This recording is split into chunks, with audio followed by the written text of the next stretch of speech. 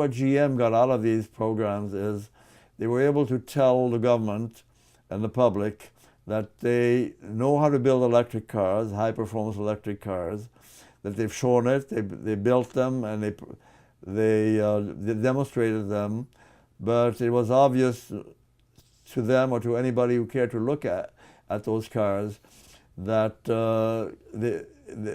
they could not compete economically. The transfer of the electric drive division, as well as its research and development, was hard on everyone who was involved. Over half the division refused to relocate from the General Motors Defense Laboratories in Santa Barbara, and the transition was not a smooth one. The loss of so many great minds was a difficult task to rectify, but continued to gain traction with many new graduates from university well into 1968. The remains of the division settled into the Warren, Michigan landscape and recounted the ease in which technology could be shared with other divisions because of the close proximity within the General Motors Tech Center.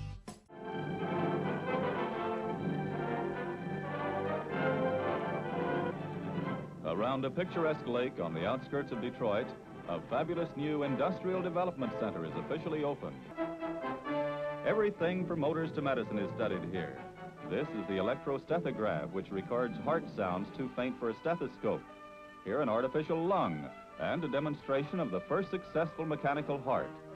In the story of styling, the passenger comes first. The entire car is built around him and her. The development of better automobiles for the public also help in principle to build better vehicles for the military, like this new T-101 90mm self-propelled anti-tank weapon. Built by GM, it's the first of a new line of weapons designed for use in fringe wars, where airborne troops would parachute into an area to stop a war before it starts. Another interesting exhibit is the flow table, where thousands of gallons of water rush by turbine blades to check flow patterns. The future itself is on display during the open house, for here the work of scientists, engineers, and technicians make the Tech Center a place where today meets tomorrow. It had been 6 arduous years that culminated in these moments, with 4 years of baby steps by other divisions, and 6 years of gigantic leaps and bounds by the newly created General Motors Defense Laboratories. They had finally achieved the unthinkable.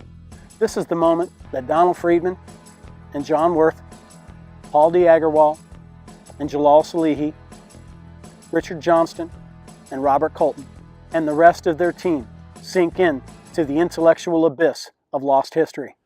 Well, they thought an outfit like the Defense Research Lab in Santa Barbara were in a good position to do something that was a little bit blue sky. There was no concerted effort at GM to come up with an economically viable and high-performance electric cars. They just thought, since we were more of a blue sky outfit in Santa Barbara, why not give it a try? Why not see what could be done? Could we overcome the low performance barrier, and could we overcome the efficiency barrier of all that had transpired before in electric cars? They were giving us a bit of a free hand. They had no particular plans to mass produce those cars. They just wanted to see what could be done. And when they saw what could be done, they were impressed by the technical success and just as convinced as everybody else was that the economics were not there. A lot of this research had been funded by taxpayer dollars, and congressional hearings were required to document the spending of these funds. General Motors was a corporate giant, the equivalent of our modern-day Apple, and their technologies had far-reaching potential in many industries. Among them was military defense and space exploration. Another combination of power sources is represented in this vehicle. A gasoline engine, or any prime mover, powers a generator which drives electric motors located at each vehicle wheel.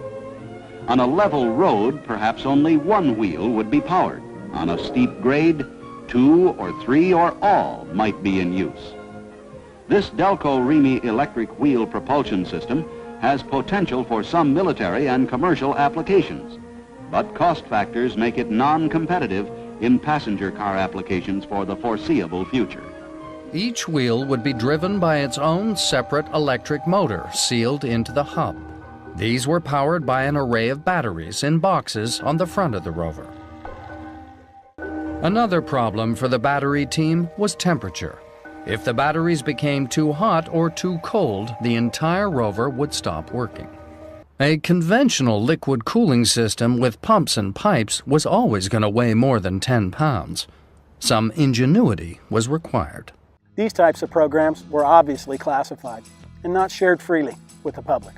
Ultimately, what the public saw was the successful finished product, but paper trails leading to these uses were restricted.